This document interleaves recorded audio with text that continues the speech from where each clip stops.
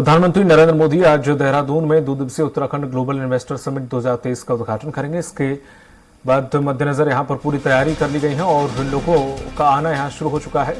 आपको बताते चले कि वहीं देहरादून और आसपास के क्षेत्रों में इन्वेस्टर समिट के मद्देनजर स्कूल बंद रखने के आदेश हैं। साथ ही ट्रैफिक रूट भी बदल दिए गए हैं। उत्तराखंड के सीएम पुष्कर सिंह धामी ने कहा है कि देश विदेश से उत्तराखंड ग्लोबल इन्वेस्टर समिट 2023 के लिए देवभूमि पधारने वाले सभी निवेशक महानुभावों का हार्दिक स्वागत और अभिनंदन।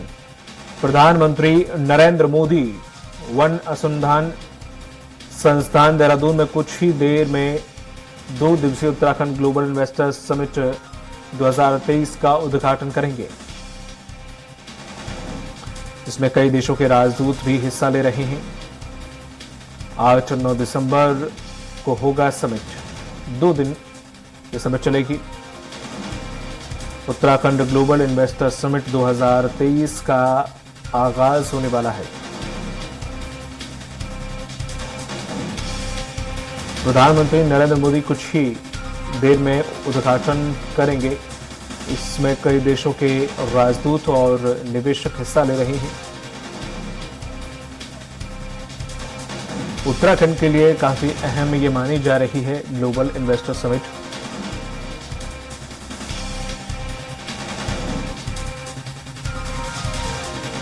सीएम धामी की पहल पर इस समिट को भव्य बनाने के लिए हर मुमकिन कोशिश की गई है। काफी समय से तैयारियां जोरों पर चल रही थी। इस ग्लोबल इन्वेस्टर समिट से काफी उत्तराखंड में निवेश आने की उम्मीद है। और अधिक जानकारी के साथ सहयोगी जुड़ गए हैं देहरादून से सुनील राज। सुनील, कितनी देर में प्रधानमंत्री नरेंद्र मोदी वहां पर पहुंचेंगे और उद्घाटन करेंगे? देखिए, ये बड़ा अपडेट अभी दीपक है कि प्रधानमंत्री यहां पर पहुंच चुके हैं। हालांकि वहां सभा स्थल में नहीं पहुंचे हैं, जहां पर उद्योगपति बैठे हैं, जहां सिटिंग अरेंजमेंट किया गया है। ये सिटिंग अरेंजमेंट 8000 से ज्यादा का किया गया है और उस अनुरूप यहां पर इन्वेस्टर और तमाम लोग पहुंच भी रहे हैं। कई पॉलिटिकल नेता भी यहां पर पहुंचे हैं और अभी का अपडेट यह है कि कुछ ही देर बाद प्रधानमंत्री यहां पर पहुंचेंगे और जो सरकार ने ग्राउंडिंग की तैयारी की है 44,000 करोड़ की, उसकी सौगात प्रदेशवासियों को देंगे। तो जो निवेश को लेकर आज इन्वेस्टर समिट का उद्घाटन होना है, प्रधानमंत्री नरेंद्र मोदी करेंगे। देहरादून के एफआरआई परिसर में पहुंच चुके हैं, लेकिन उस स्थल पर नहीं पहुंचे हैं जहां से प्रधानमंत्री का संबोधन होना है। आप मेरे पीछे साफ तौर पर देख सकते हैं कि ये वही गैलरी है, अलग अलग सिटिंग अरेंजमेंट किया गया है जहां पर प्रधानमंत्री नरेंद्र मोदी आएंगे। अभी कई इन्वेस्टर्स यहां पर पहुंचे हैं, चाहे वो पर्यटन से जुड़े हों, स्वास्थ्य से जुड़े हों, शिक्षा से जुड़े हों, एग्रीकल्चर से जुड़े हों, वो तमाम यहां पर पहुंच चुके हैं। बड़े इन्वेस्टर की बात करें तो रामदेव, चूंकि हालांकि उत्तराखंड से ही ताल्लुक रखते हैं, वो भी यहां पर पहुंचे हैं और जो होटल इंडस्ट्री के लोग हैं वो यहां पर पहुंचे हैं। तो तमाम उद्योगपति यहां पर पहुंच चुके हैं और कुछ ही देर बाद प्रधानमंत्री नरेंद्र मोदी का यहां से संबोधन होगा। हो सकता है प्रधानमंत्री नरेंद्र मोदी बड़ी घोषणा उत्तराखंड को लेकर आज करें। तो कहा जा सकता है कि अब जब प्रधानमंत्री नरेंद्र मोदी इन्वेस्टर समिट में पहुंचे, तमाम उद्योगपतियों को संबोधित करेंगे, तो वो क्या क्या उत्तराखंड के बारे में कहेंगे और किस तरह से यहाँ पे निवेश करने के लिए आकर्षित करेंगे, क्या कुछ कहेंगे। चूंकि एक रुख हमने साफ देखा है प्रधानमंत्री नरेंद्र मोदी का कि उत्तराखंड के प्रति उनका लगाव हमने देखा है, चाहे वो केदारनाथ से रिलेट करें या फिर आदि कैलाश से। अमूमन देखा यह जाता है कि हर साल प्रधानमंत्री नरेंद्र मोदी उत्तराखंड आते हैं। कभी कभी तो ये भी हो जाता है कि दो बार एक साल में उत्तराखंड आते हैं। और इस दौरान की बात करें तो ये इस साल की तीसरी विजिट होगी जो प्रधानमंत्री यहाँ पर कर रहे हैं। तो उत्तराखंड के प्रति एक सकारात्मक रुख प्रधानमंत्री नरेंद्र मोदी का हमेशा रहा है।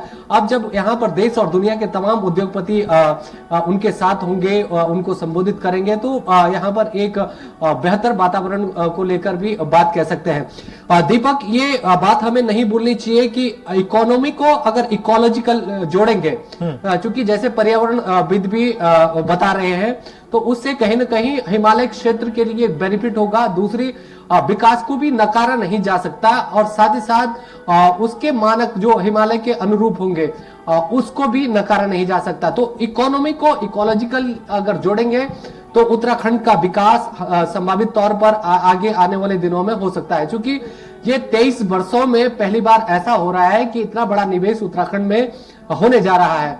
अभी तक 3 लाख करोड़ के एमओयूज हो चुके हैं, जबकि सरकार का यह ध्येय है कि 3.5 लाख करोड़ के एमओयूज हो जाएंगे।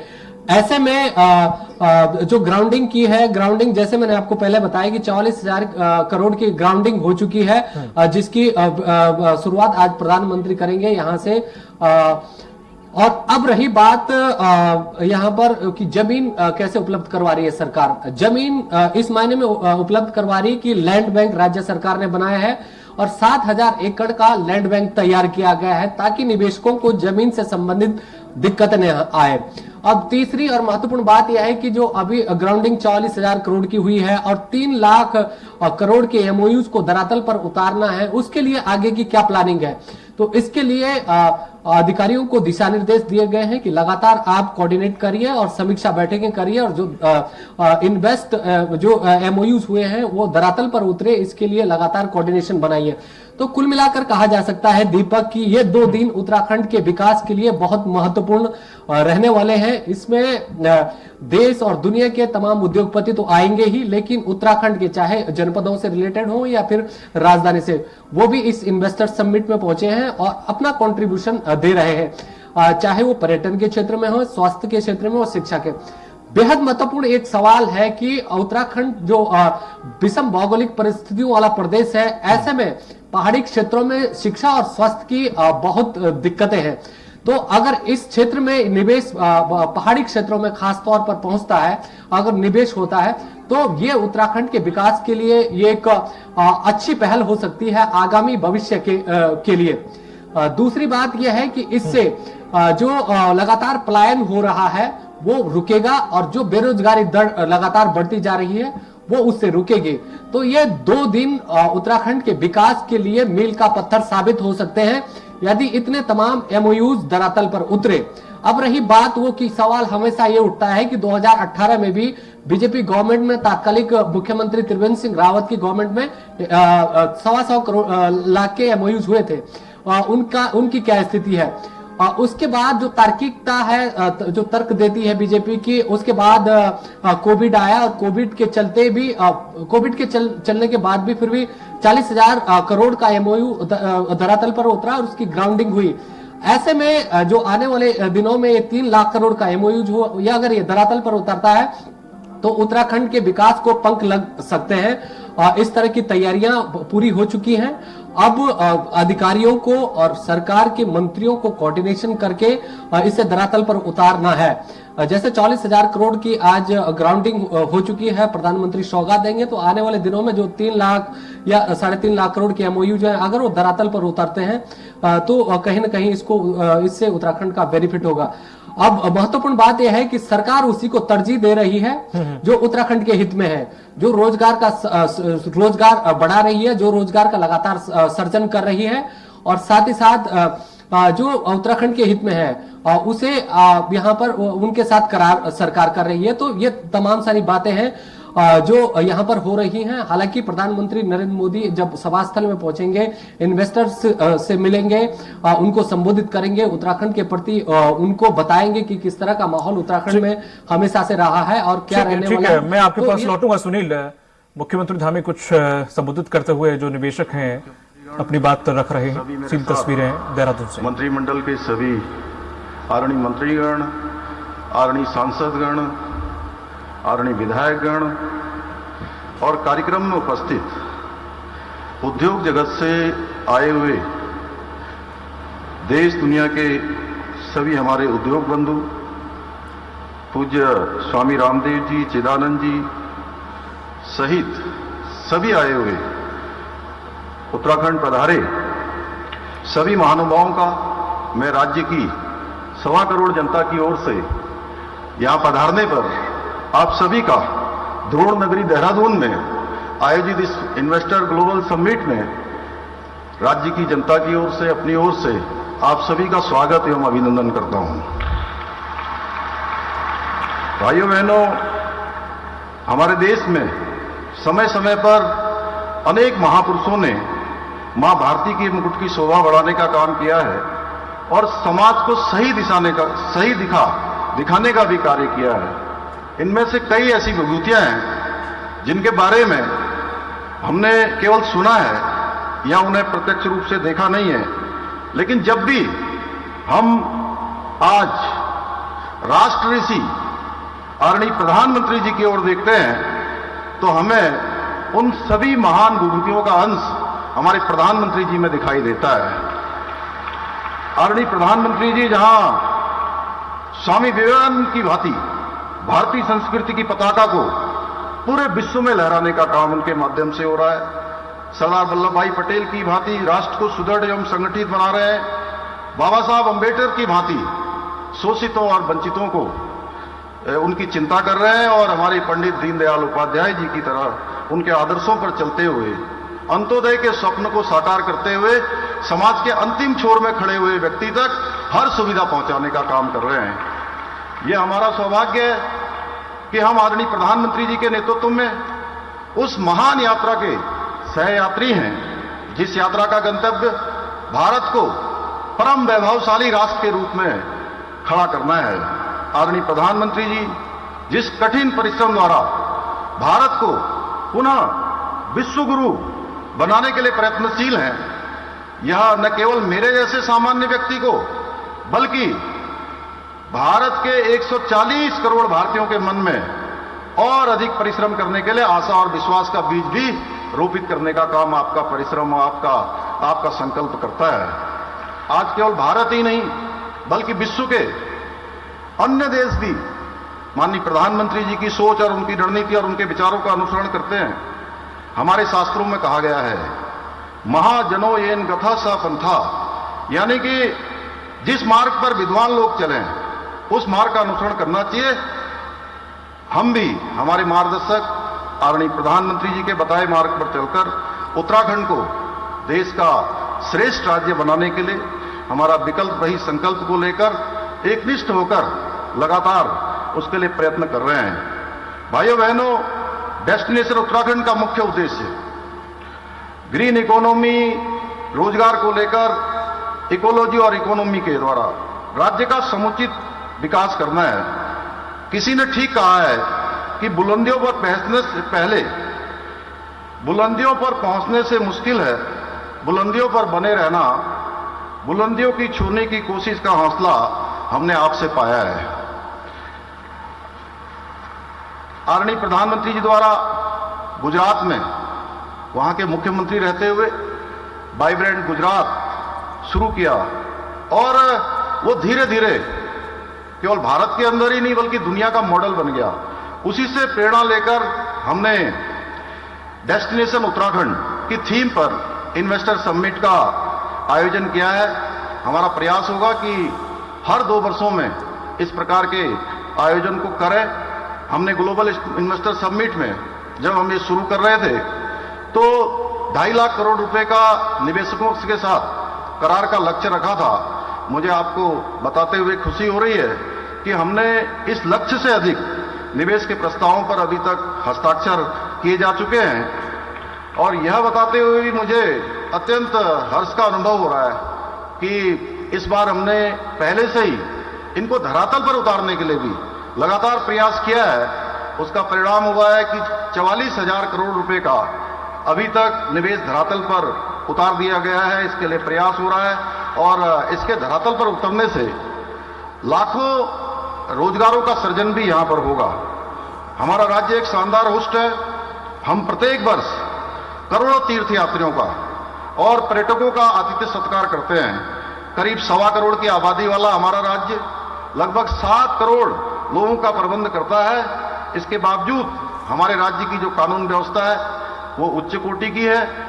भाइयों बहनों, जितना मैं समझ पाया हूं उसके अनुसार एक निवेशक को अच्छा बिजनेस एटमॉस्फेयर, अच्छी कानून व्यवस्था इन्वेस्टमेंट फ्रेंडली नीतियां और बेहतर कनेक्टिविटी तो चाहिए ही, साथ में सबसे महत्वपूर्ण अच्छा स्वास्थ्य और अच्छी आबो हवा भी है।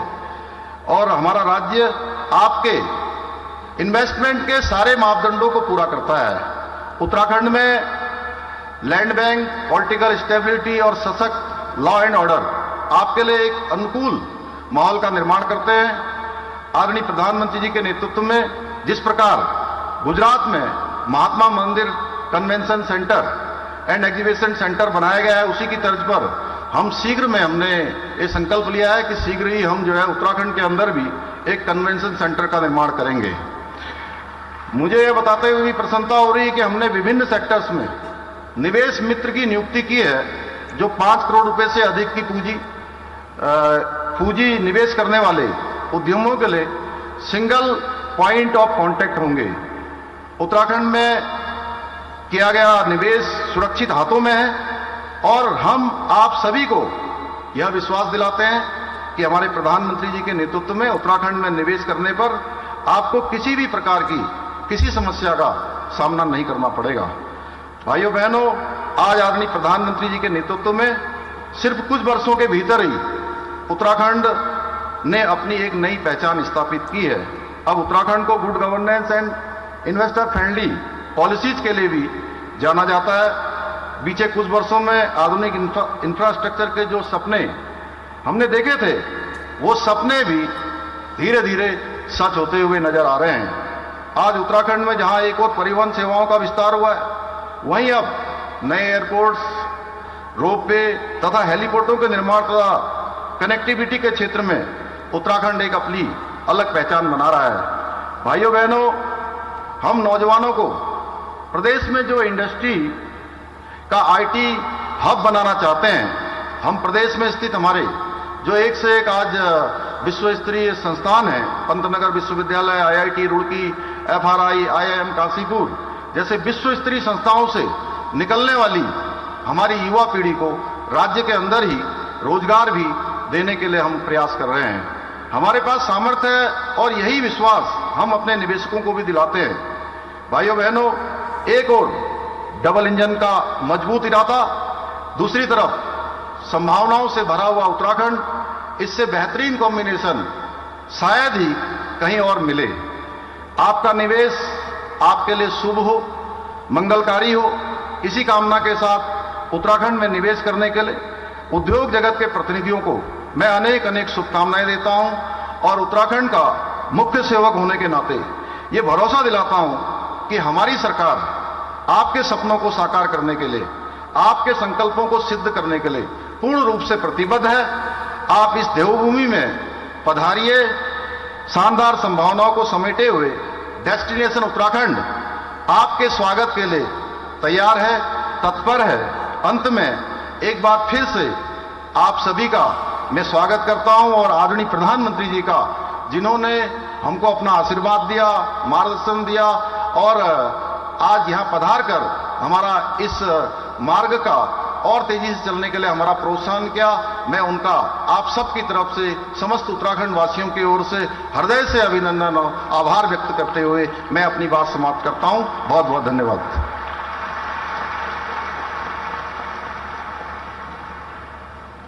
बहुत बहुत धन्यवाद माननीय मुख्यमंत्री जी। माननीय प्रधानमंत्री जी के मार्गदर्शन में उत्तराखंड को एक सशक्त उत्तराखंड बनाने का जो आपकी सोच, मंशा, नीतियां और जो संकल्प है, वो हमारे साथ साझा करने के लिए धन्यवाद।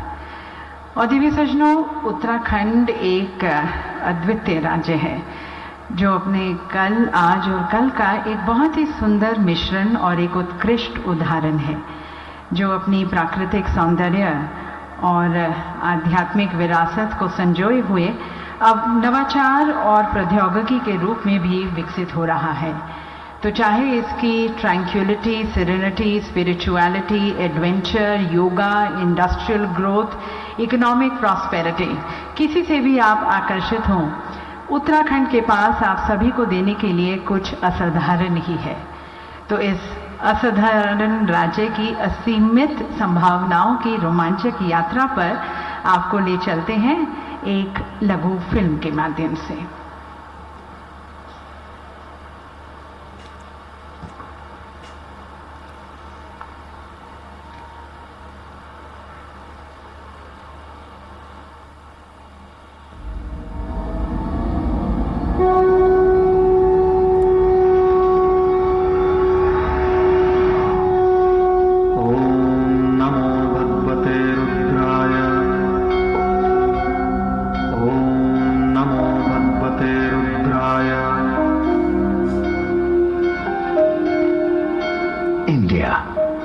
the land of 1 billion devotees and the enduring power of faith. The land of generosity, spirituality and prosperity.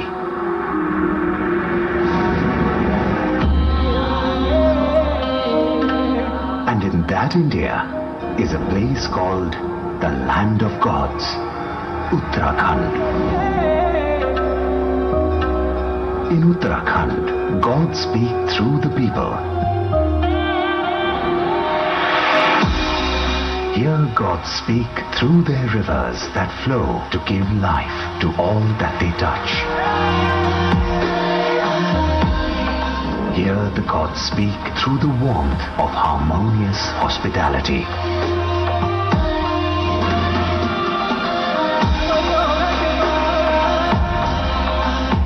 Here music revives and art unites. It is home to a 5,000-year-old practice, yoga, that is now a global phenomenon. It teaches and inspires the world from oceans afar.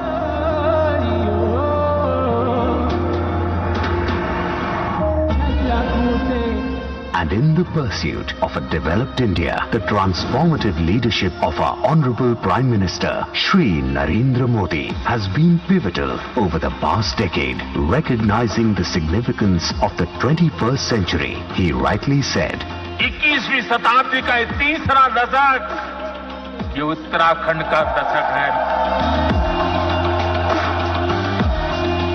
India is advancing towards Viksit Bharat in accordance with the Prime Minister's vision. Over the last decade, initiatives like Make in India, ease of doing business, and export boosts have made India a global manufacturing hub. This reflects India's commitment to sustainable growth and international prominence under the visionary leadership of the Honorable Prime Minister. Inspired by his guidance and trust, Honorable Chief Minister Shri Pushkar Singh Dhami has undertaken many initiatives towards the development of Uttarakhand. Uttarakhand is not only growing spiritually but also evolving as a hub for economic prosperity in different sectors, where Uttarakhand stands tall on the global stage.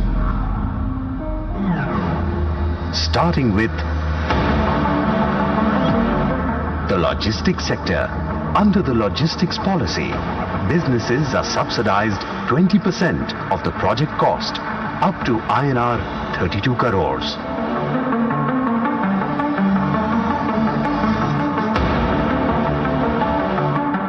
Agriculture and horticulture. Government approved missions for apple, kiwi, polyhouse vegetable cultivation and state millet initiatives aim to boost productivity and shift to high value crops. Concurrently, investments are actively pursued in both pre and post production phases for these crops.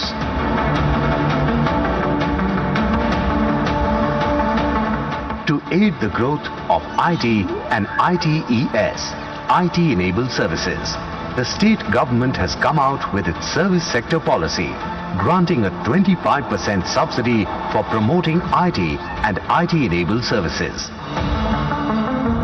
Civil aviation.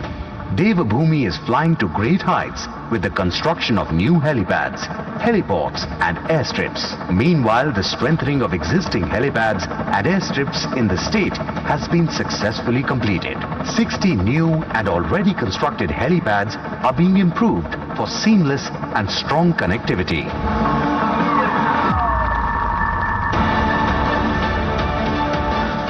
Health. Top healthcare facilities like AIIMS have a presence in Uttarakhand. Because of its pleasant weather and easy connectivity, the state has abundant opportunities for medical tourists to come and recuperate in the fresh air and pristine climate of Devabhoomi.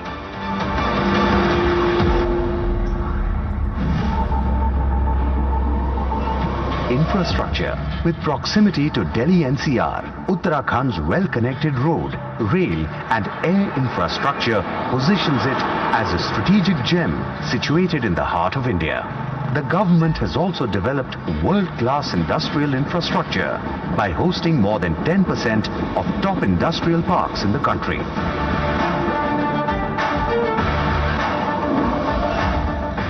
Tourism, the land of gods, a serene tourism heaven, is a hub of stunning landscapes with lakes, snow-capped mountains and picturesque terrains. The government provides attractive investment benefits, offering up to 50% capex subsidies for hospitality projects and up to 100% capex subsidies for tourism products without a cap.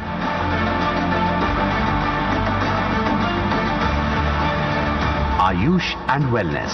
Tourists bring business opportunities in areas of Ayush and Wellness, which has also helped the state become an appealing destination for hotels and tourism-related projects.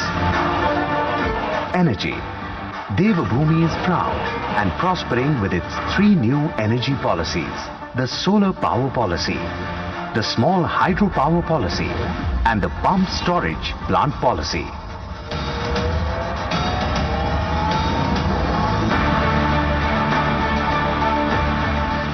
This is how the land of gods becomes the land of opportunity, abundance, and advancements. And we believe economy with ecology revolution must be sustainable and equitable.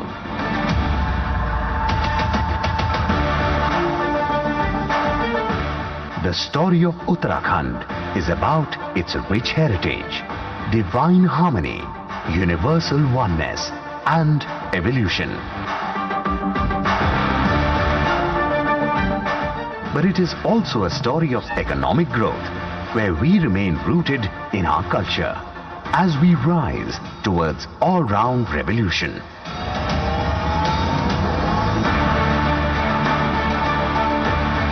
This is Devabhoomi's story of peace to prosperity.